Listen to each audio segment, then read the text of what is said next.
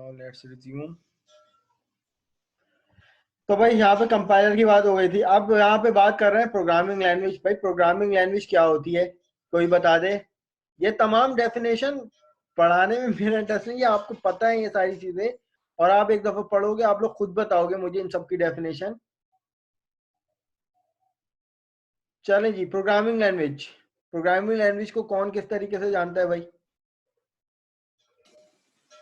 Sir programming language एक code है जो हम डिफरेंट टाइप्स ऑफ कोड होते हैं, एक लो हाई लेवल होता है, एक लो लेवल होती है प्रोग्रामिंग।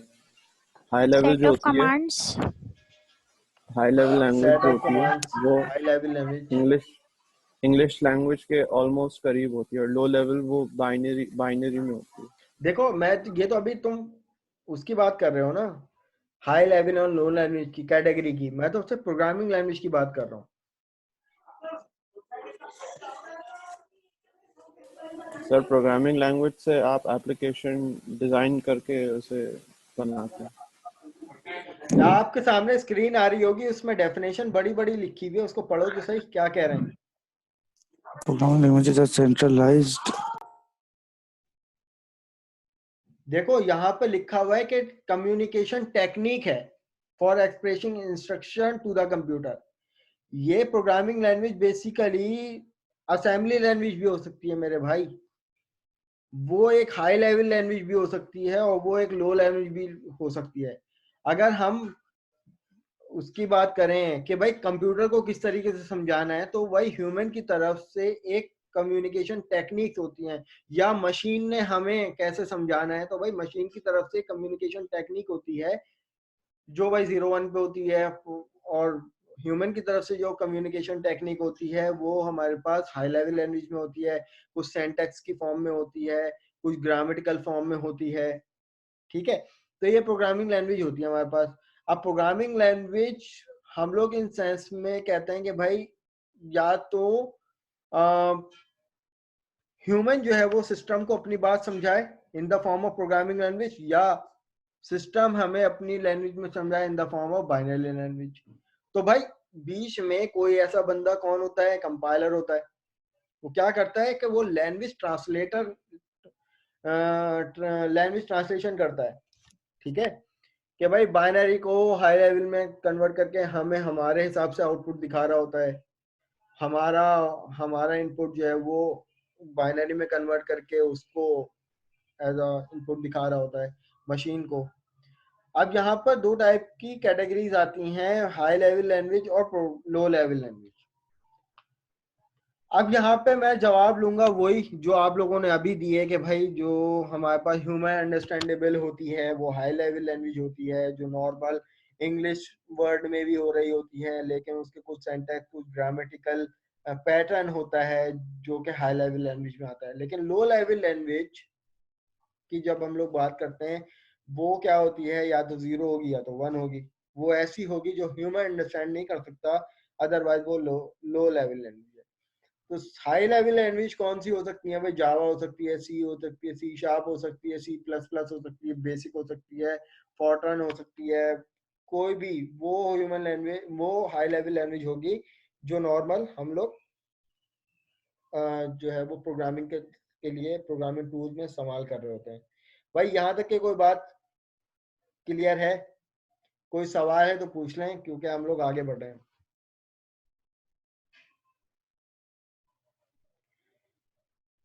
नहीं तो मुझे एक्नॉलेज कर दें, फिर हम लोग आगे बढ़ते हैं।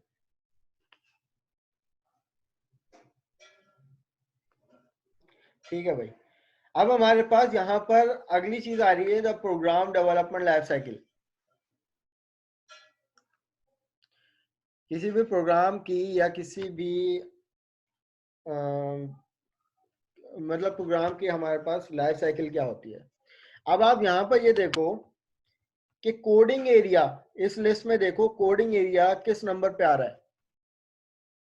पहले नंबर पे या दूसरे नंबर पे या तीसरे या चौथे?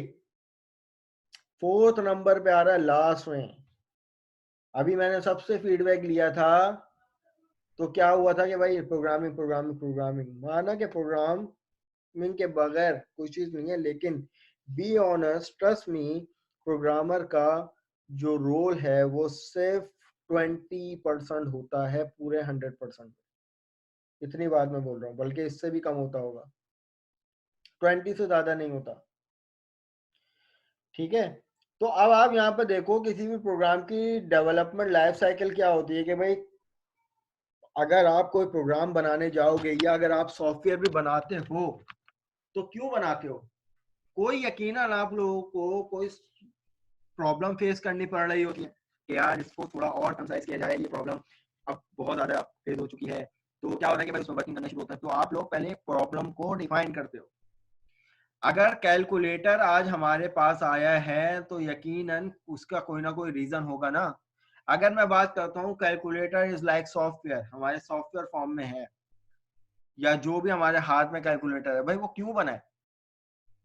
वो ऐसा नहीं है कि बस उसको बना दिया, नहीं, उसके पीछे ये 3 फेज चले हैं बनने से पहले। कोई डिफाइन कर सकता है कैलकुलेटर क्यों बना? प्रॉब्लम डेफिनेशन में अगर बात करूं कि भाई फॉर एग्जांपल कैलकुलेटर बनने जा रहा है, तो उसकी प्रॉब्लम डेफिनेशन क्या बताओगे आप?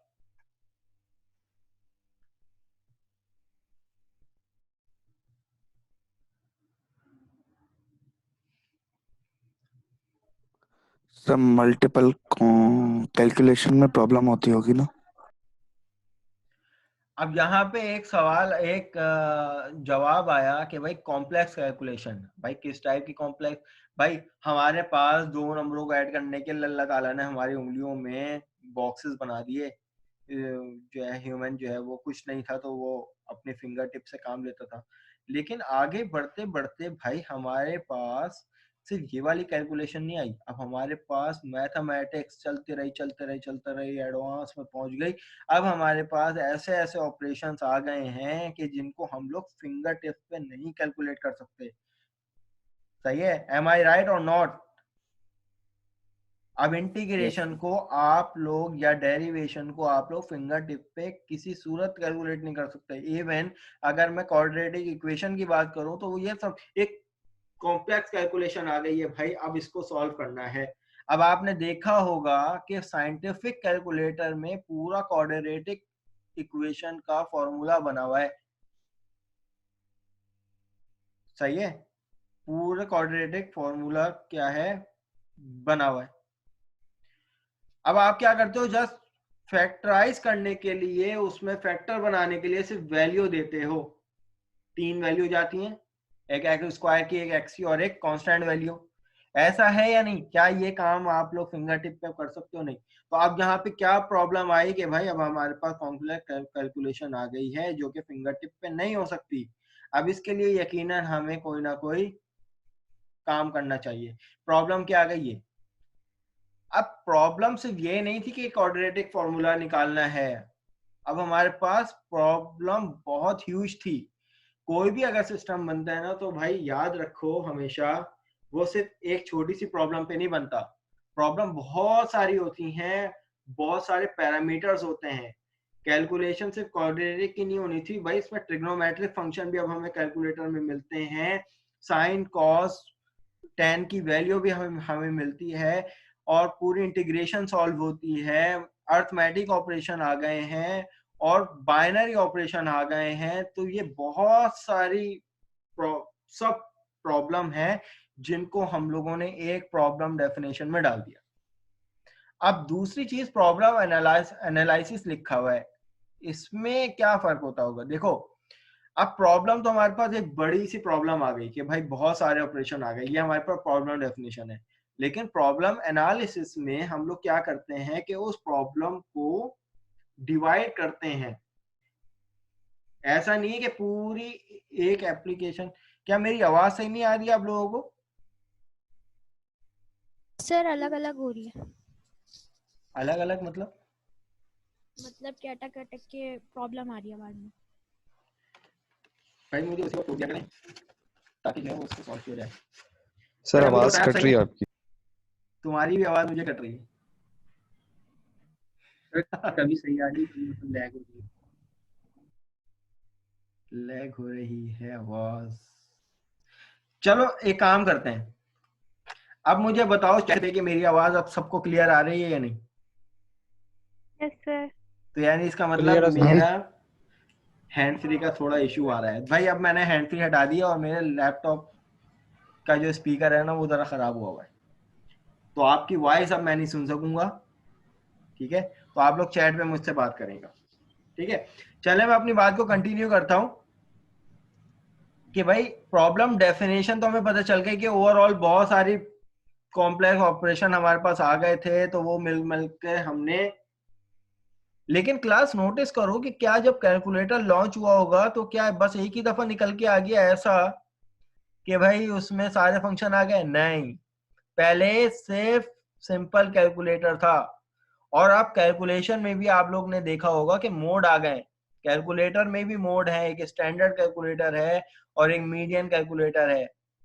सही, साइंटिफिक कैलकुलेटर है, एक वैल्यू डिग्री में आती है, एक आती है मीडियन में आती है। तो भाई ये इट्स अ ह्यूज मैथमेटिक्स अब हमारे पास जमा हो गई थी, जो कि फिंगर टिप पे इम्पॉसिबल था।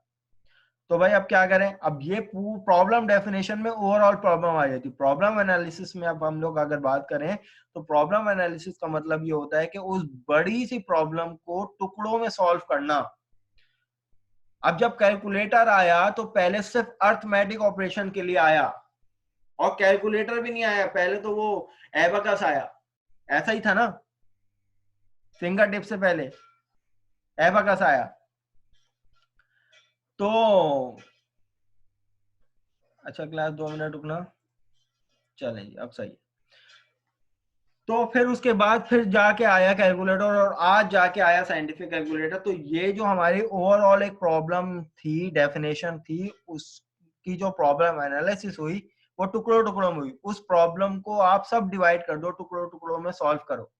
प्रॉब्लम एनालिसिस में क्या होता है? After the problem has been adequately defined, the simplest and yes more efficient effective approach to solve the problem must be formulated. Usually this step involves the break up the problem into smaller and simpler sub problem. ये बात किसको समझ में नहीं आई? आखिरी line से ही समझ में आ गई होगी सबको कि भाई इस स्टेप को हम में क्या इन्वॉल्व होता है कि आपकी जो ओवरऑल पूरी प्रॉब्लम आई है उसको आप स्मॉलर फॉर्मेट में या सिंपलर सब प्रॉब्लम में तोड़ दो, फिर उसको सॉल्व करो। फिर जो सब प्रॉब्लम में हमारे पास छोटी छोटी जो प्रॉब्लम हमें मिलेंगी उनके एल्गोरिथम डिजाइन करो, रिप्रेजेंटेशन करो। Algorithm is like recipe. Class तीसरी चीज पे आ गए हम लोग, एल्गोरिथम पे। सही है, आप कोई भी अगर खाना पकाने खड़ा होता है, सही है, मुझ जैसा बंदा, तो भाई यहाँ पर मुझे जो है वो ऐसा नहीं है कि अगर मुझे बिरयानी बनानी आती नहीं है तो मैं डायरेक्ट बिरयानी बनाने खड़ा हो जाऊं। मैं तो अंड शंड कुछ भी कर दूंगा और पता नहीं फिर वो बिरयानी नहीं बनेगी, कुछ और बन जाएगी। तो भाई बिरयानी बनाने के लिए मुझे क्या करना पड़ेगा? मुझे बिरयानी बनानी आनी जरूरी नहीं है, लेकिन एटलीस्ट मुझे उसका अल्गोरिथम पता होना चाहिए। Algorithm is like recipe of any dish. कि भाई बिरयानी बनाने के लिए सबसे पहले ऐसा नहीं है कि चावल डाल दो, नहीं, उससे पहले स्टेप्स होते हैं कि आप पहले प्याज काट के डालो, सही है, उसके बाद पहले घी डालो, फिर उसमें प्याज में फ्राई करो, उसके बाद फिर चिकन डालो, अदरक लहसुन का पेस्ट डालो, वॉट एवर। ये तमाम क्या है क्लास? ये मेरे पास स्टेप्स हैं। अब मैं इन स्टेप को इन्हीं स्टेप्स पे ही फॉलो करूंगा तो मेरी बिरयानी सही बनेगी। मैं ऐसा नहीं है कि मैंने खाली पतीले में पहले चिकन ही डाल दिया। ठीक है, तो हाँ एग्जैक्टली एल्गोरिथम ऑफ बिरयानी, हम लोग एल्गोरिथम बिरयानी के एल्गोरिथम की बात कर रहे हैं। तो अगर मैं एल्गोरिथम का मतलब सिर्फ इतना समझो कि जो स्टेप जिस स्टेप पर है आपने उसी स्टेप पे उस स्टेप को फॉलो करना है। अगर चिकन 4th स्टेप पे डल रही है, आप पहले स्टेप पे नहीं डाल सकते, वरना आपकी चिकन जो है वो खाली पतीले में चिपक जाएगी, वो फिर चिकन ही खराब हो जाएगी आपकी। तो आपने पहले ऑयल डालना है या वनस्पति डालना है, जो भी डालना है।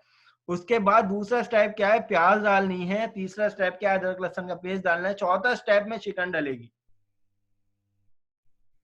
ठीक है, तो इसी तरीके से जो भी हमारी प्रॉब्लम है उसको उसके लिए हम लोग जो एल्गोरिथम बनाएंगे, उस प्रॉब्लम को सॉल्व करने के लिए जब एल्गोरिथम डिजाइन करेंगे या रिप्रेजेंटेशन करेंगे, तो जो है हमारे पास कुछ स्टेप्स को फॉलो करना पड़ता है।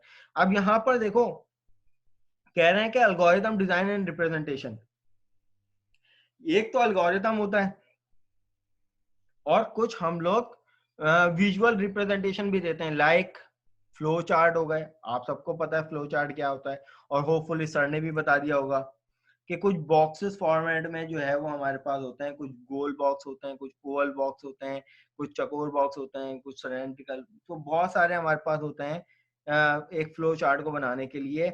एल्गोरिथम एनालिसिस और रिप्रेजेंटेशन आपके उस स्टेप्स को रिप्रेजेंट करने के लिए हम लोग इस्तेमाल करते हैं।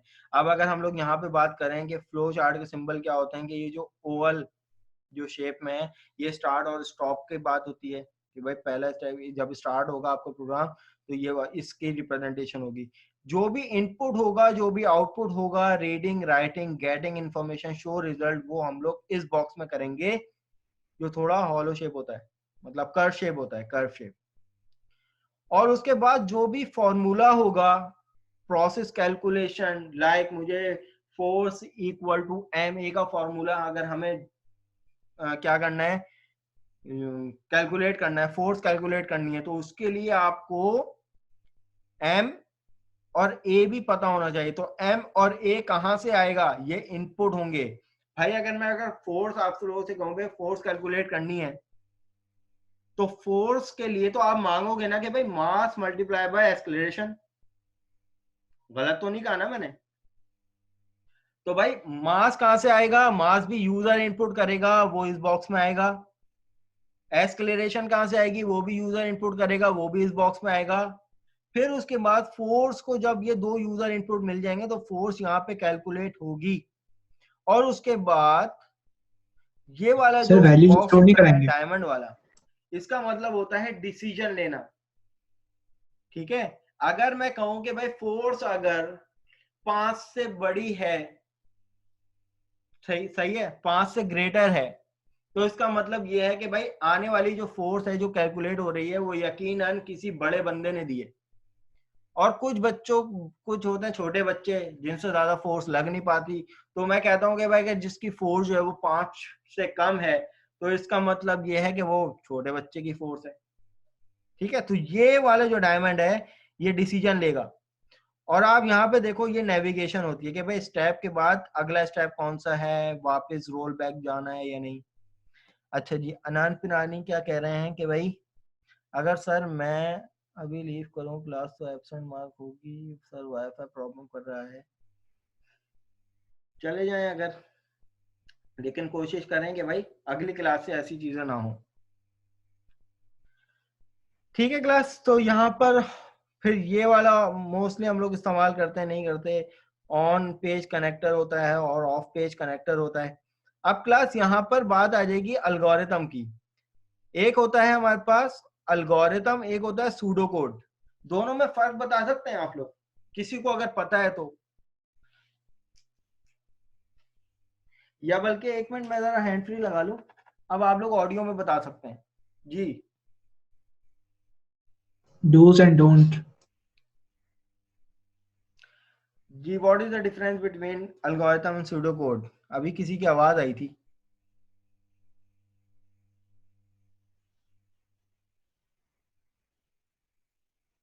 सर सूडो कोड में बेसिकली डूज एंड डोंट्स हम लोग लिख रहे होते हैं कि मतलब किस तरीके से हम लोग बेसिकली कर रहे होंगे। और सूडो कोड बेसिकली ह्यूमन जो पढ़ रहा होता है, जो भी बंदा पढ़ रहा होता है, उसकी इजीनेस के लिए होता है। तो दोनों में फर्क क्या हुआ? दोनों में तो इजी हो रहा है काम। भाई मुझे अगर एक रेसिपी मिल गई, रेसिपी में एल्गोरिथम मैं किसको कह रहा हूँ रेसिपी? अलगोरिथम को। जब मुझे रेसिपी मिल गई, मेरे लिए बिरयानी सर बनाना सूडो आसान है। कोड कोड के साथ ही यूज हो रहा होगा।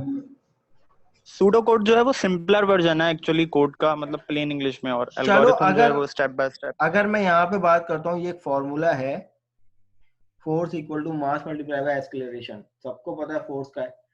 फोर्स कैलकुलेट करनी है तो इसके लिए मुझे दो यूजर से इनपुट लेने पड़ेंगे। एक वैल्यू ये, जब ये वैल्यू होगी और ये वैल्यू होगी तो ही फोर्स निकल सकती है, वरना फोर्स नहीं निकलेगी।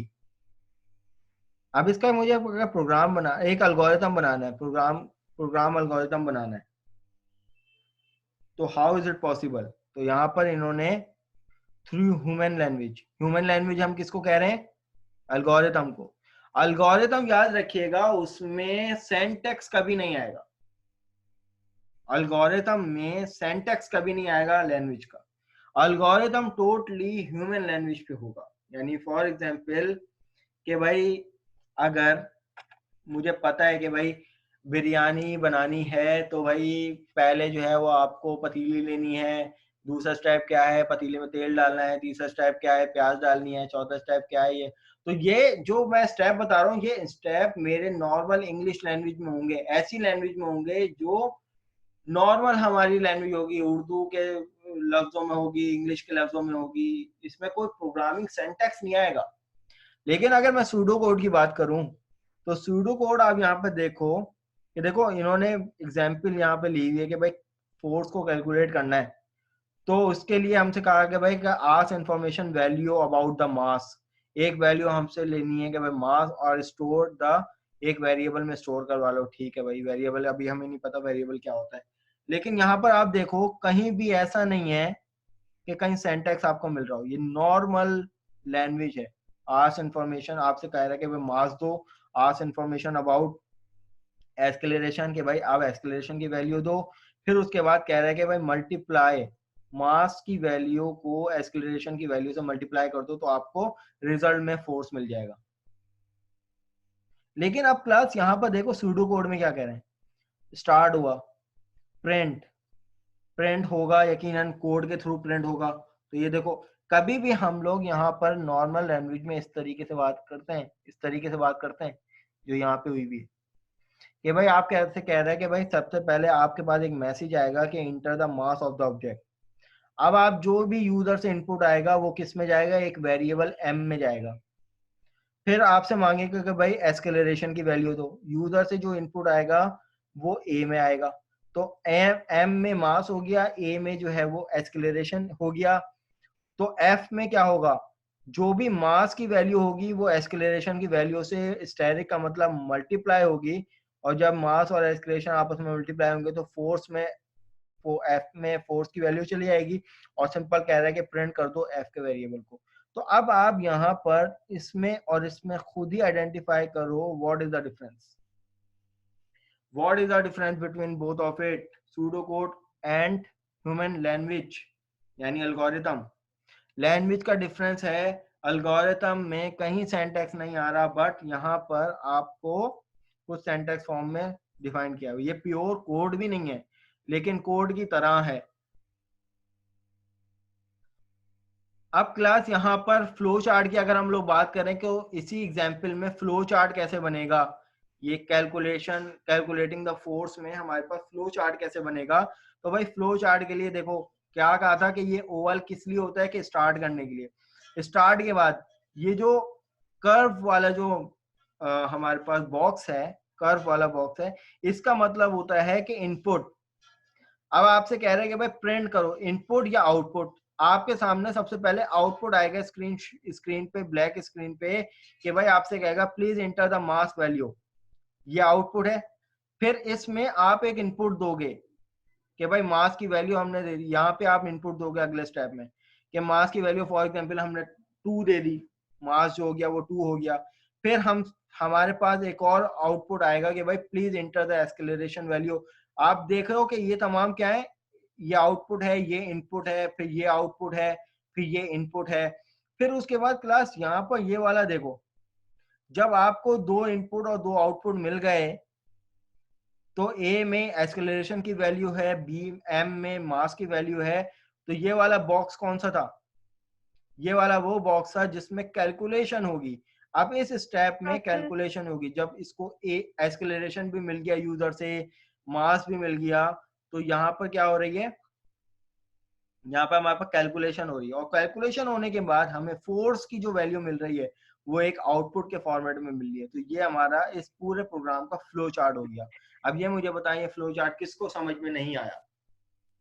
एक्सक्यूज मी सर जी, ये आखिरी जो प्रोसेस है अगर समझ इसमें में आ हमने गया तो काइंडली एक्नॉलेज कर दीजिए। हेलो, आवाज आ रही है सर? हेलो। क्लियर है भाई सबको?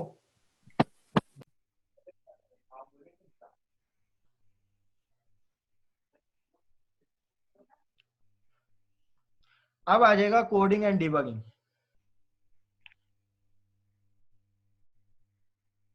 अब ये मैं आपको इम्प्लीमेंट करके दिखाऊंगा इस आधे घंटे में। अब हमारे पास काम है, वो क्या है कि write and run your first program. अब देखो, हम डायरेक्ट आईडी पे चले आए, लेकिन किसी के पास ऐसा हो कि भाई मेरे पास कंप्यूटर तो है लेकिन उसमें कोई विजुअल स्टूडियो नहीं है, तो वो बेचारा प्रोग्रामिंग ही करना छोड़ दे। तो हरगिज ऐसा नहीं है भाई, वो विजुअल स्टूडियो ना होते हुए भी प्रोग्रामिंग कर सकता है। अच्छा, शमून कह रहे हैं कि लास्ट स्टेप फोर्स वाला समझ में नहीं आया। देखो, सबसे पहले तो इस चीज को देखो कि भाई फ्लो चार्ट में इन बॉक्सेस का मतलब क्या होता है। ये ओवल का मतलब होता है कि भाई आपका स्टार्टिंग पॉइंट और एंडिंग पॉइंट, इसका और कोई काम नहीं है। ये जो कर्व शेप वाला बॉक्स है ना, कर्व शेप वाला, इसको हम लोग कहते हैं इनपुट। ये जो कर्व शेप वाला जो प्रोग्राम है, वो बॉक्स है हमारे पास जिसमें थोड़ा कर्व आ रहा है, उसका मतलब होता है कि इनपुट और आउटपुट। ठीक है, कि भाई उसमें इनपुट का मतलब कि भाई यूजर से इनपुट लेना, और आउटपुट का मतलब कुछ आपको दिखना। कोई स्टेटमेंट ही क्यों ना हो, कोई भी इंफॉर्मेशन हो सकती है, कोई भी रिजल्ट शो हो सकता है, वो तमाम इस बॉक्स में आएंगे। प्रोसेस कैलकुलेशन, जो भी कैलकुलेशन होगी वो वाले स्टेप को हम लोग इस तरीके से शो करेंगे। और डिसीजन जो है वो इस बॉक्स में डायमंड में आएगा। अब यहाँ पर हम लोग क्या कर रहे हैं कि भाई suppose we have to find the force.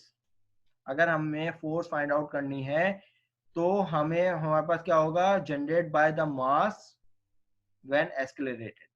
तो यकीनन हमें मास भी चाहिए होगा और एक्सेलरेशन भी चाहिए होगी। तो we can do this by calculating the product of the mass and acceleration. तो भाई अगर हमें फोर्स चाहिए तो हमें मास और एक्सेलरेशन का प्रोडक्ट चाहिए हो। प्रोडक्ट का क्या मतलब, मल्टीप्लाई। अच्छा, अब्दुल्ला क्या कह रहे हैं कि सर आखिरी प्रोसेस में प्लस एफ क्यों लिखा हुआ है?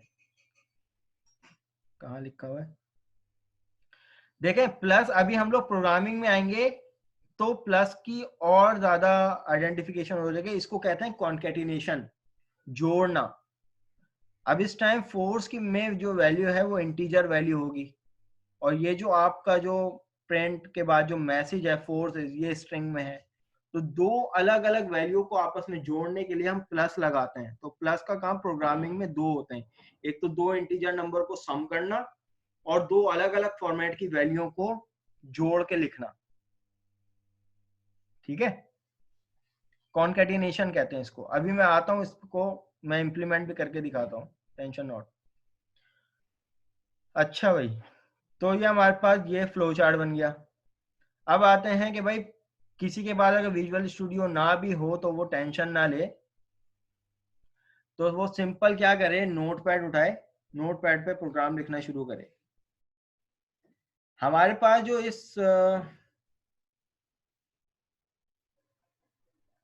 अच्छा, अब हमारे पास जो इस सेमेस्टर में जो हम लोग लैंग्वेज यूज करेंगे वो सी शार्प लैंग्वेज है। सही है, और सी शार्प लैंग्वेज यकीनन आप लोगों को आपके टीचर ने भी कहा होगा कि भाई लैंग्वेज पढ़ के आओ, पढ़ने को दिया है ना। कल बातें हो रही थी कुछ इस तरह की, कुछ बुक भी रेफर की थी आपको। तो भाई सी शार्प लैंग्वेज जो है वो हमारे पास एक प्रोग्रामिंग लैंग्वेज है। तो जो कि केस सेंसिटिव लैंग्वेज है। केस सेंसिटिव का क्या मतलब होता है, क्लास कोई बताएगा? केस सेंसिटिव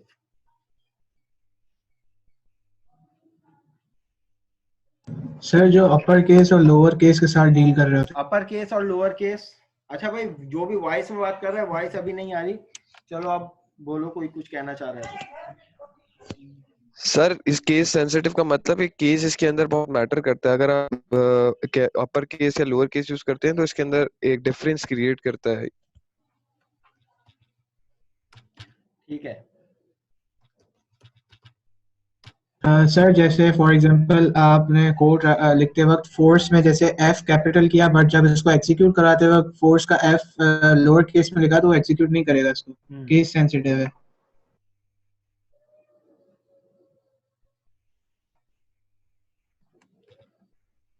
अच्छा क्लास, अब यहाँ पर देखो, मैं बजाय, क्योंकि टाइम मेरे पास कम है तो मैं कोड बजाय लिखने के मैं कॉपी पेस्ट कर लेता हूँ। और यहाँ पर नोटिस करो, ये एक छोटा सा मैंने कोड लिखा है। सी शार्प को जब हम लोग इम्प्लीमेंट करते हैं ना, तो सी शार्प क्योंकि एक ऑब्जेक्ट ओरिएंटेड प्रोग्रामिंग लैंग्वेज है जो कि एक स्ट्रक्चर अपने पास रखती है, उस स्ट्रक्चर को फॉलो करते हैं। दो टाइप की प्रोग्रामिंग लैंग्वेज होती है, एक होती है प्रोसीजर प्रोग्रामिंग और होती है object oriented programming. Procedure programming जो कि सी लैंग्वेज पे हम लोग करते हैं नॉर्मली, तो उसका क्या पैटर्न होता है कि भाई आप अपना कोड को स्टार्ट किया और एंड कर दिया, बस करते ही जा रहे हो एक ही फ्लो में कोड। लेकिन भाई सी शार्प क्योंकि ऑब्जेक्ट ओरिएंटेड प्रोग्रामिंग है, तो भाई इसमें ये जो लाइन है ना, ये बेसिकली एक लाइब्रेरी होती है। विजुअल स्टूडियो में आएंगे हम लोग तो उसमें और ज्यादा मैं क्लियरली बताऊंगा। कुछ हेडर फाइल होती हैं जो कि आपकी लैंग्वेज को सपोर्ट कर रही हैं, कुछ हेडर फाइल्स होती हैं जो आपकी लैंग्वेज को सपोर्ट कर रही होती हैं, ठीक है। तो यूजिंग सिस्टम जो है वो एक हेडर फाइल है।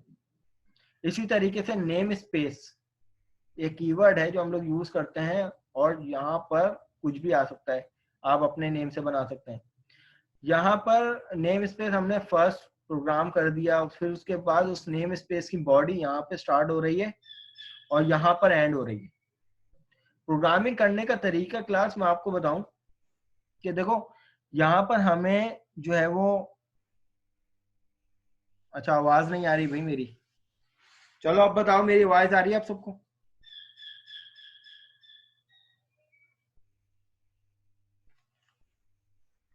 अब क्लियर है? चलो सही है। तो अब यहाँ पर हमारे पास क्लास में आपको अभी बता दूं कि ये सिंटैक्स आपको पहली क्लास में हो सकता है समझ में ना आए, और कोड का टास्क भी नहीं है पहली लैब में। पहली लैब का टास्क जो है ना, वो बेसिकली आपको फ्लो चार्ट और एल्गोरिथम और सूडो कोड बना के लेके आना है। यानी आपका ये इम्प्लीमेंट तो मैं भी करवा रहा हूँ कोड, सही है, कमांड प्रॉम्प्ट में किस तरीके से कोड रन करते हैं ये भी मैं करवा रहा हूँ, लेकिन आप लोगों का टास्क क्या है वो पहले सुन लो। क्या आप लोगों को, ये कुछ एग्जाम्पल है इनको भी देख लेना, लेकिन अभी आप लोगों को क्या करना है कि यहाँ पे लिखा हुआ है कि take the initial velocity time and acceleration, दो यूजर से इनपुट लेने को कहा गया है, और कैलकुलेट करना है final velocity as per the following formula. Final velocity कैसे निकलती है? इनिशियल वेलोसिटी को प्लस करते हैं टाइम और एक्सेलरेशन के प्रोडक्ट के साथ। अब आपको इस पूरे टास्क का कोड नहीं लिखना, कोड तो अभी करवाया ही नहीं है मैंने। आपको इसका एल्गोरिथम लिखना है, आपको इसका सूडो कोड लिखना है, और आपको इसका फ्लो चार्ट बनाना है। ये आपको आता है। जैसे आप अब यहाँ पर आप लोगों के पास फोर्स का एग्जाम्पल में जो हमने देखा था, फोर्स का फॉर्मूला था ना, अब यहाँ पे इनिशियल वेलोसिटी का फॉर्मूला आ जाएगा। इसी तरीके से अब आपके पास जो फोर्स का फॉर्मूला था ना, यहाँ पे आपके पास आ जाएगा स्पीड और डिस्टेंस का फॉर्मूला, सॉरी स्पीड का फॉर्मूला आ जाएगा, एक्सेलरेशन का फॉर्मूला आ जाएगा। ठीक है भाई, समझ में आ रही है चीज? आप लोगों ने ये 3 क्वेश्चन करने हैं और तीनों के इंडिविजुअल आप लोगों ने एल्गोरिथम लिखना है, फ्लो चार्ट बनाना है और सूडो कोड लिखना है उसी पैटर्न पे। अब वहां पे अभी लैब नंबर 1 में कोड की हेडिंग नहीं आएगी, सवाल के स्क्रीनशॉट के नीचे एक हेडिंग आएगी एल्गोरिथम की, फिर आएगी सूडो कोड की, फिर आएगी फ्लो चार्ट की। और फ्लो चार्ट आप लोग किसी भी टूल को यूज करते हुए बना सकते हैं। माइक्रोसॉफ्ट विजियो का एक टूल आता है, सही है, मैं आपको बता भी देता हूं, आप लोग गूगल पे लिखना,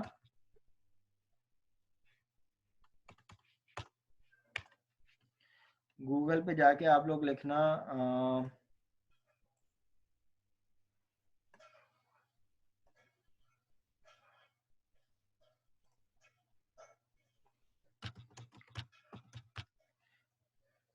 माइक्रोसॉफ्ट विजियो। ये काम क्या करता है? ये आपको विजुअलाइजेशन बताता है। अब आप ये देखो विजुओ में आपके सामने जब आप इंस्टॉल कर लोगे ना तो आपको तमाम शेप्स मिल जाएंगी। या तो आप पेंट पे बना लो या तो आप जो है वो उस पर बना लो, लेकिन ये माइक्रोसॉफ्ट है भाई, ये माइक्रोसॉफ्ट के प्रोडक्ट है, ये विंडोज ऑपरेटिंग सिस्टम पे चलेंगे।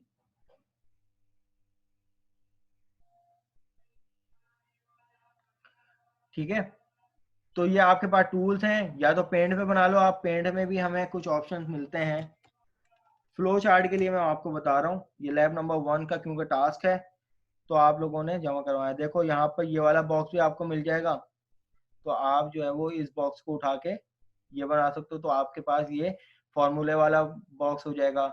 और अगर आपको कोई और यूज करना है तो यहाँ पर आप पेंसिल से भी ड्रॉ कर सकते हो या लाइन लेकर ड्रॉ कर सकते हो इस तरीके से। तो यही तरीका हो सकता है आपके पास। फॉर एग्जांपल अगर हमें ये यूज करना है तो उसके बाद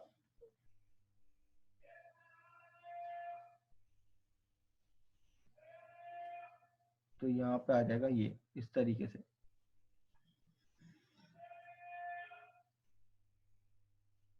तो यही एक तरीकेकार है जो आपको यूज करना होगा। अब आपकी मर्जी, आपको टूल मिल जाता है तो आप टूल से कर लो, अदरवाइज आप पेंट से भी कर सकते हो।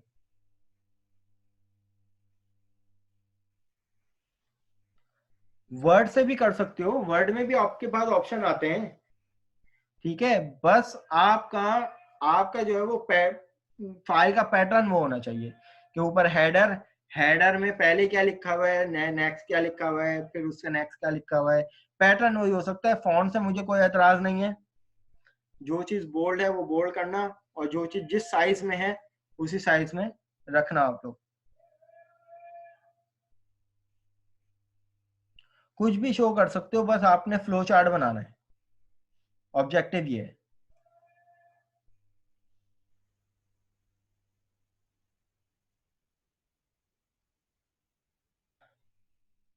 ड्यू डेट कल रात 12 बजे तक की होगी। आपकी जो भी लैब आपको दी जाएगी उसकी ड्यू डेट अगले दिन के रात 12 बजे तक की होगी, क्योंकि उसी वीक में आपके कुछ चेक करके आपको वापस भी करनी है और आपके मार्क्स भी लगाने हैं।